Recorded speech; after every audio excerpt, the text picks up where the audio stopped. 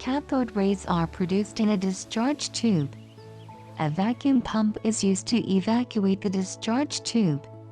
The cathode of the tube is connected to the negative terminal of the battery, and the anode of the tube is connected to the positive terminal of the battery.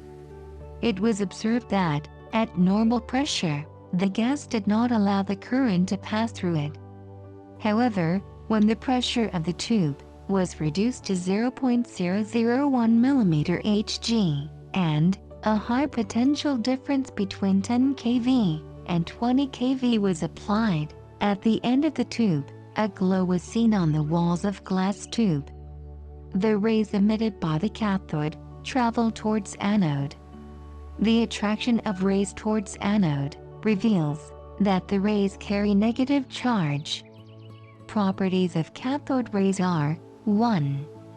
When any object is placed in the path of the cathode rays, these rays cast shadows. This shows that cathode rays travel in straight line. 2.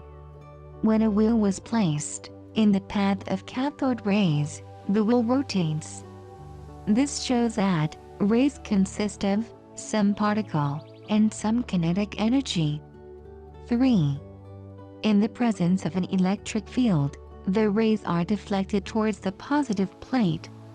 This confirms that cathode rays consist of negatively charged particles. 4. In the presence of a magnetic field, the rays are deflected. This shows that the cathode rays are affected by the magnetic field.